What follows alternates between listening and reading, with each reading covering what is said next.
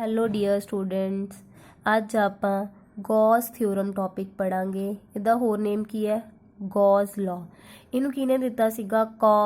John Karl ਫਰਾਇਡਰਿਚ Ghaus ਨੇ। ਜਿਵੇਂ ਕਿ ਇੱਥੇ ਲਿਖਿਆ ਹੀ ਹੋਇਆ ਜੋਹਨ ਕਾਰਲ ਫਰਾਇਡਰਿਚ ਗੌਸ ਨੇ। ਸੋ ਇੱਥੇ ਗੌਸ ਤੋਂ ਉਹਦਾ ਨਾਮ ਬਣ ਗਿਆ ਗੌਸ ਥਿਓਰਮ। ਤਾਂ ਇਸ ਟੌਪਿਕ ਦੇ ਵਿੱਚ ਆਪਾਂ ਪੜ੍ਹਨਾ ਗੌਸ ਥਿਓਰਮ ਕੀ ਹੈ। ਇਸ ਤੋਂ ਪਹਿਲਾਂ ਆਪਾਂ ਪੜ੍ਹਿਆ ਸੀ ਕਿ ਇਲੈਕਟ੍ਰਿਕ ਫਲਕਸ ਕੀ ਹੈ। ਇਲੈਕਟ੍ਰਿਕ ਫਲਕਸ ਕੀ ਸੀਗੀ ਕਿ ਇੱਕ ਕਲੋਜ਼ਡ ਸਰਫੇਸ ਦੇ ਵਿੱਚੋਂ ਕਿੰਨੀਆਂ ਇਲੈਕਟ੍ਰਿਕ ਫੀਲਡ ਲਾਈਨਸ ਕ੍ਰੋਸ ਕਰਦੀਆਂ, ਉਹ ਸੀ ਸਾਡੀ ਇਲੈਕਟ੍ਰਿਕ ਫਲਕਸ। ਤਾਂ ਗੌਸ ਨੇ ਕੀ ਕਿਹਾ ਕਿ ਜੋ ਇਲੈਕਟ੍ਰਿਕ ਫਲਕਸ ਕਿਸੇ ਕਲੋਜ਼ਡ ਸਰਫੇਸ ਦੇ ਵਿੱਚ ਅਪਲਾਈ ਹੋ ਰਹੀ ਆ, ਉਹ ਕਿਹਦੇ ਇਕੁਅਲ ਹੋਏਗੀ? ਉਹ ਕਲੋਜ਼ਡ ਸਰਫੇਸ ਦੇ ਅੰਦਰ, suppose to be a closed surface ਆ, ਇਹਦੇ ਅੰਦਰ ਕੋਈ ਚਾਰਜ ਹੋਏਗਾ। ਸਪੋਜ਼ ਇਹ ਚਾਰਜ ਕੀ ਲੈ ਲਿਆ? ਕਿਉਂ? ਜਿੰਨਾ ਚਾਰਜ ਹੋਏਗਾ ਉਹਦਾ ਕੀ ਹੋਏਗੀ? 1/ε0 ਟਾਈਮਸ। ਠੀਕ ਹੈ। ε0 ਕੀ ਹੁੰਦਾ? ਐਬਸਲਿਊਟ ਪਰਮਿਟਿਵਿਟੀ ਇਨ ਫ੍ਰੀ ਸਪੇਸ। ਕੀ ਹੈ ਇਹ? ਐਬਸਲਿਊਟ permittivity in free space। Free space ਦੇ ਵਿੱਚ ਸਪੋਜ਼ ਟੂ ਬੀ ਸਾਡੇ ਕੋਲ ਕੀ ਹੈ? ਫ੍ਰੀ ਸਪੇਸ ਹੈ। ਸਪੋਜ਼ ਇਹਦੇ ਵਿੱਚ ਜੋ ਵੀ ਰੀਜ਼ਨ ਹੈ ਕੀ ਹੈ? ਵੈਕਿਊਮ ਹੈ ਜਾਂ ਫਿਰ ਏਅਰ ਹੈ, ਤਾਂ ਫਿਰ ਉਹਦੇ ਲਈ ਅਸੀਂ ε0 ਲੈਂਦੇ ਹੁੰਦੇ ਹਾਂ।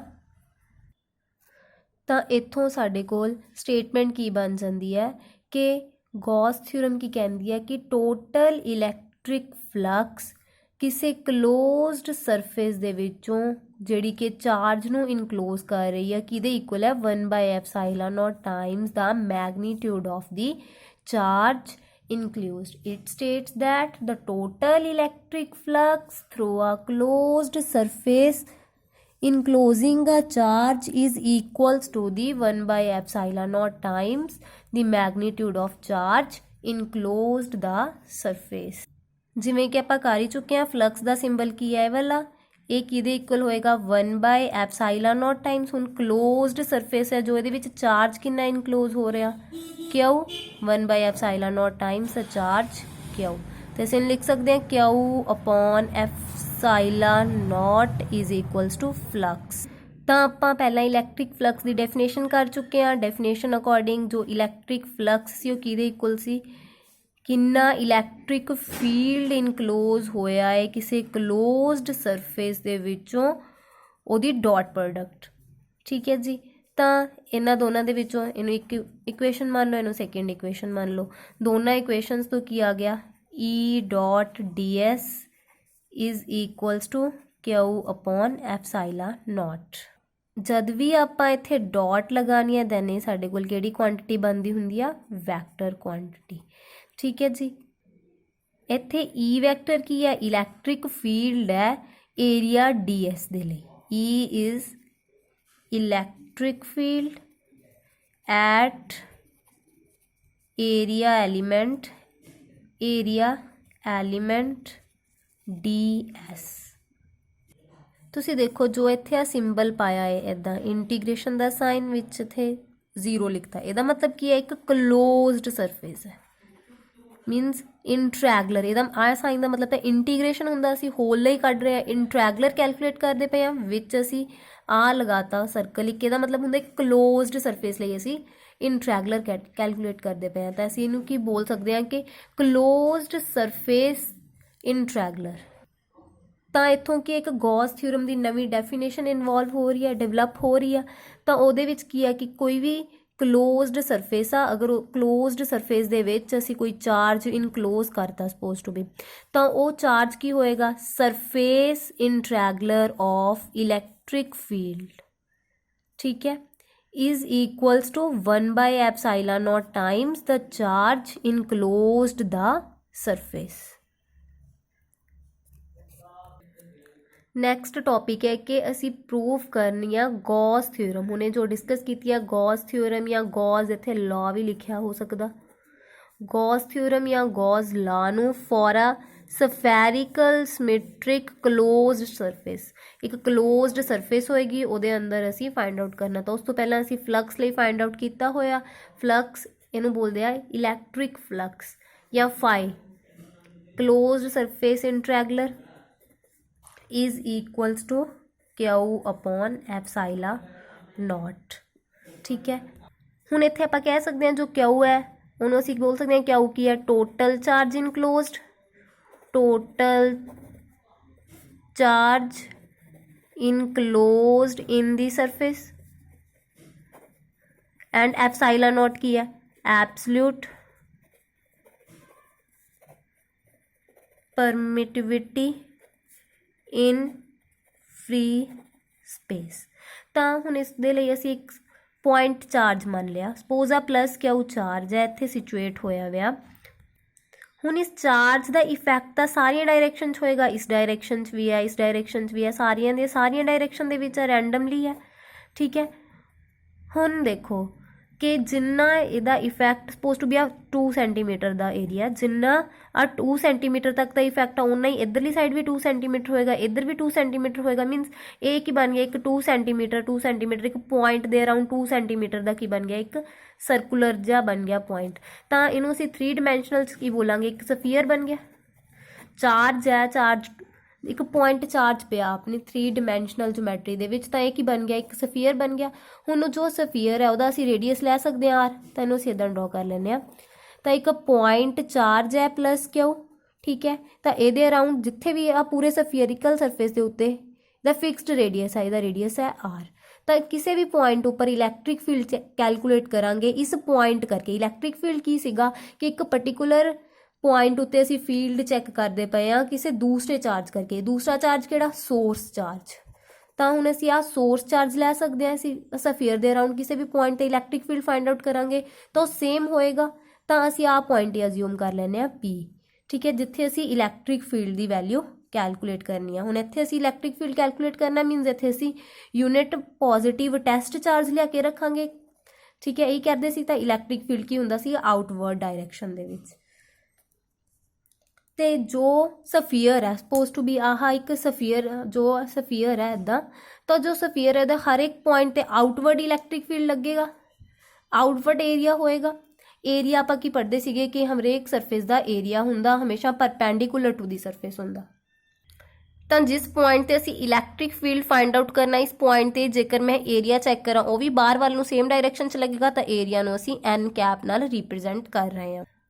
तो पी पॉइंट उत्ते जो इलैक्ट्रिक फील्ड होएगा वो कितना होएगा, E is equals to E vector quantity च लिखांगे 1/4 पाई एप्सिलॉन नॉट। चार्ज किहड़े करके इलैक्ट्रिक फील्ड इस चार्ज करके, तो की होएगा क्यू ओवर दोनों दे विच डिस्टेंस कितना आर, आर दा स्क्वायर नाल असीं इत्थे वैक्टर लिखिया, तो दैन इधर की पावांगे असीं यूनिट वैक्टर। आर कैप की है इहदा यूनिट वैक्टर। जो साडे कोल सफीयर है इहदे जो पी पॉइंट है इहदे अराउंड असीं जदों इलैक्ट्रिक फील्ड फाइंड आउट करना, तो असीं इत्थे समॉल पोर्शन लै लैंदे आ समॉल पोर्शन का एरिया साडे कोल अगर टोटल सरफेस का एरिया एस आ तो इस पोर्शन का एरिया की हो जाएगा डी एस। डी एस भी की है एक वैक्टर क्वांटिटी, आप पढ़ के चुके हैं पिछले क्लास दे विच कि एरिया एक वैक्टर क्वांटिटी। हुण असीं इलैक्ट्रिक फ्लक्स की डेफिनेशन अप्लाई करते हैं। फ्लक्स की हुंदी आ ई डॉट डी एस। तो इलैक्ट्रिक फील्ड की वैल्यू पुट करो 1/4 पाई एप्सिलॉन नॉट। इत्थे असीं जो फ्लक्स कढ़दे पे इस स्मॉल सरफेस लिए कढ़दे पे, small surface area D S है, तो फ्लक्स भी की हो जाएगी साडे कोल D phi 1/4 pi epsilon not Q upon R square R cap dot D S vector. Next देखो 1/4 pi epsilon not Q upon, हुण देखो इत्थे R cap as it is आ जाएगा, जो आ डॉट है वो भी एज इट इज़ आ गई। हुण जो वैक्टर है किसी भी वैक्टर नूं असीं लिखना होवे असीं किद्दां लिखदे हुंदे आ, उहदा मैगनीट्यूड। हुण इत्थे मैगनीट्यूड की होएगा एरिया दा डी एस इंटू उहदा यूनिट वैक्टर। असीं एरिया दा यूनिट वैक्टर एन कैप मान रहे हैं, तो इत्थे असीं एन कैप लिख दांगे। दैन इत्थे की बन जाएगा डी एस एन कैप। हुण अगे 1/4 pi epsilon not Q upon R square as it is. हुण डी एस एक की आ गया मैगनीट्यूड, इनू असीं अलग लिख लैंदे आ, और जो यूनिट वैक्टर्स आ उन्हां दे विच साडे कोल की आ जाएगी डॉट प्रोडक्ट। हुण नैक्सट की है बाकी सारा कुछ तो as it is 1/4 pi epsilon not Q by R square D S. But इत्थे देखो R cap dot N cap, इनू किद्दां सॉल्व करना, इत्थे देखो आर कैप की सीगा जो इलैक्ट्रिक फील्ड सीगा उनका यूनिट वैक्टर सीगा ना, ਆਪਾਂ शुरू तो लैके चल रहे हैं इलैक्ट्रिक फील्ड का यूनिट वैक्टर आर कैप, ये भी आवली डायरैक्शन दे विच और एन कैप भी दोनों सेम डायरैक्शन दे विच जा रहे हैं, मीनस दोनों पैरलर ने। तो फिर जेकर पैरलर होणगे तो R N cos of theta हुंदा, वैसे डॉट प्रोडक्ट रिमूव करके की लगाने हुंदे आ कॉस थीटा। हुण दोनों पैरलर ने तो दैन थीटा की हो जाएगा 0 डिग्री। अगर थीटा 0 दैन इत्थे असीं पुट करांगे कॉस 0 डिग्री, कॉस 0 कितना हुंदा 1, दैन साडे कोल की आ जाएगा 1/4 epsilon not Q upon R square ds। R जो आर है भी यूनिट वैक्टर है, यूनिट वैक्टर का मैग्नीट्यूड कितना हुंदा 1, एन भी यूनिट वैक्टर है magnitude 1, cos of 0 degree, cos 0 1, और ये सारियां टर्म्स की हो जाएंगी फिर 1, दैन की रह जाएगा साडे कोल 1/4 epsilon not Q upon R square into ds। अगे की सीगा साडे कोल d फाई। नैक्सट असीं की करदे हुंदे आ, इस छोटे पोर्शन लई कड्ढण तो बाद होल पोर्शन कड्ढदे आ, होल पोर्शन करन दे लई असीं की करदे हुंदे इंटीग्रेशन। इत्थे इंटीग्रेशन दा साइन पाता, ठीक है। इंटीग्रेशन ऑफ d फाई की हुंदी आ फाई, ते साडे कोल की बन जाएगी phi is equals to 1/4 epsilon naught, constant है, कॉन्स्टेंट टर्म्स इंटीग्रेशन तो बाहर आ जांदियां, चार्ज भी कॉन्स्टेंट फिक्सड वैल्यू है, आर स्क्वायर भी, तो इंटीग्रेशन की दी होएगी ds दी, ठीक है। जो इंटीग्रेशन ds दी हो रही है किवें हो रही है, एक इलैक्ट्रिक फ्लक्स आपां किवें कैलकुलेट करदे सी क्लोज्ड सरफेस दे लई, दैन जो इंटीग्रेशन होएगी वो भी की होएगी क्लोज्ड सरफेस दे लई। हुण ds एक की है, ds area of closed surface, surface साडे कोल की सीगी स्फीयर, तो फिर जो एरिया ऑफ स्फीयर हुंदा वो की सीगा 4 pi R square, area of sphere की हुंदा 4 पाई आर स्क्वायर, दैन इत्थे असीं पुट करांगे 1/4 epsilon not Q upon R square into integration of ds, ds दी इंटीग्रेशन की टोटल एरिया आ जाएगा, मीनस की आएगी s मीनस की हुंदा एरिया, एरिया कादा सरफेस दा, सरफेस की है स्फीयर, की आ जाएगा 4 पाई आर स्क्वायर, दैन इत्थे असीं पुट कर दिए 4 पाई आर स्क्वायर, ठीक है। क्लोज्ड इंटीग्रेशन ऑफ मीनस की है कि closed integration of ds is equals to 4 pi R square, then इनू सॉल्व किया 4 पाई नाल 4 पाई कट, आर स्क्वायर नाल आर स्क्वायर कट, की रह गया क्यू नीचे epsilon not, Q upon epsilon naught. तो फ्लक्स की हैल्प दे नाल असीं इत्थों की फाइंड आउट कर लिया कि इलैक्ट्रिक फ्लक्स किहदे बराबर है क्यू बाय एप्सिलॉन नॉट। तो इत्थों असीं की प्रूव कर लिया कि इलैक्ट्रिक फ्लक्स का साडा जो रिजल्ट सीगा flux is equals to Q by epsilon nought, जिहड़ा गॉस ने दिता सीगा वो ट्रू आ। जो इलैक्ट्रिक फ्लक्स का रिलेशन सी flux is equals to closed surface integral of electric field is equals to Q by epsilon nought, ये भी फ्लक्स का रिलेशन है और ये भी एक फ्लक्स का रिलेशन है। तो ये स्पैशल केसिस है। तो फर्स्ट केस असीं पढ़ते हैं कि अगर कोई क्लोज्ड सरफेस होवे, if the closed surface does not contain any charge, अगर कोई क्लोज्ड सरफेस आ उहदे अंदर कोई क्लोज्ड सरफेस आ उहदे अंदर कोई चार्ज ही नहीं हैगा, मीनस क्यू 0 आ, कोई चार्ज नहीं पिया, कोई चार्ज नहीं दा मतलब क्यू 0। तो इस रिलेशन दे विच पुट करके देखो फ्लक्स फाई क्यू दी वैल्यू 0 पुट करोगे, 0 बाय कोई मर्जी वैल्यू होवे, जितनी मर्जी वड्डी वैल्यू तो की हुंदी आ 0, तो 0 बाय एप्सिलॉन नॉट की बन जाएगा 0, दैन फ्लक्स की आ जाएगी साडे कोल 0। मीनस अगर क्लोज्ड सरफेस अंदर कोई चार्ज नहीं हैगा तो साडे कोल कोई इलैक्ट्रिक फील्ड लाइनस जनरेट नहीं होणगियां जिहड़ियां सरफेस चों पास होण। सैकेंड केस की है कि अगर क्लोज्ड सरफेस आ उहदे अंदर दो चार्ज पे आ, उन्हां दा मैग्नीट्यूड इक्वल आ, मीनस वैल्यू, मैग्नीट्यूड का मतलब हुंदा वैल्यू इक्वल आ बट ऑपोजिट पोलैरिटी दे आ। इट मीनस की होएगा चार्ज एक क्यू है, दूसरा की होएगा माइनस क्यू, तो टोटल चार्ज कितना हो गया क्यू माइनस क्यू 0। तो अगर चार्ज 0 आ फ्लक्स की सीगी Q by epsilon not, Q 0 होगी दैन फ्लक्स की हो जाएगी 0। नैक्सट है कि अगर कोई क्लोज्ड सरफेस है उहदे आउटवर्ड फ्लक्स देखते पे हैं, सरफेस आ उहदे विचों फ्लक्स लाइनस है जो बाहर वाल नूं देखनी आ, अगर बाहर वाल चैक करते हैं दैन की होएगी पॉजिटिव, बट अगर असीं की देखते पे हैं इनवर्ड, इनवर्ड मतलब अंदर वाल नूं, दैन की होएगी नैगेटिव। नैक्सट है कि अगर कोई क्लोज्ड सरफेस आ उहदे अंदर की है डिस्क्रीट डिस्ट्रीब्यूशन ऑफ चार्ज हुई है, मीन सरफेस उहदे अंदर बहुत सारे चार्ज ने, क्या प्लस चार्ज जिदा बहुत सारे चार्ज ने, डिस्क्रीट मतलब हुंदा बहुत सारे चार्ज अलग अलग पे ने, अलग डिफरेंट सैपरेट, ठीक है। तो इहदे लई की कहांगे कि टोटल चार्ज क्यू की होएगा, सारे चार्जिस क्यू 1 क्यू 2 बहुत सारे चार्ज ने उन्हां सारियां दा प्लस होएगा, ਕਿੱਥੋਂ ਤੱਕ, ਕਿਊ ਐਨ ਚਾਰजेस ਤੱਕ। ਤਾਂ ਇਹਨੂੰ ਸਾਰੇ ਨੂੰ ਅਸੀਂ ਕਿੱਦਾਂ ਰਿਪਰੈਜ਼ੈਂਟ ਕਰ ਸਕਦੇ ਹਾਂ, ਪਲੱਸ ਵਾਲੇ ਸਿੰਬਲ ਨੂੰ ਅਸੀਂ ਇੱਦਾਂ ਸਾਈਨ ਪਾ ਕੇ। ਇਸ ਸਾਈਨ ਨੂੰ ਕੀ ਬੋਲਦੇ ਹੁੰਦੇ ਆ, ਸਮਿਸ਼ਨ, ਮਤਲਬ ਸਮ ਆਫ ਟਰਮਸ। ਇਸ ਸਾਈਨ ਦਾ ਮਤਲਬ ਹੁੰਦਾ ਸਮ ਆਫ ਟਰਮਸ। ਇਹਨੂੰ ਅਸੀਂ ਕਿੱਦਾਂ ਲਿਖਾਂਗੇ, ਇੱਥੇ ਜਨਰਲੀ ਲਿਖ ਦਿੰਦੇ ਆ ਕਿਊ ਆਈ ਦੀ ਵੈਲਿਊ ਹੁਣ 1 ਵੀ ਹੋ ਸਕਦੀ ਆ, 2 3 4 up to so on N ਤੱਕ, ਜੋ ਮਰਜ਼ੀ ਹੋ ਸਕਦੀ ਹੈ। ਤਾਂ ਆਈ ਦੀ ਵੈਲਿਊ ਕਿੱਥੋਂ ਵੇਰੀ ਕਰਦੀ ਪਈ ਆ, 1 ਤੋਂ ਕਿੱਥੇ ਤੱਕ, ਐਨ ਤੱਕ।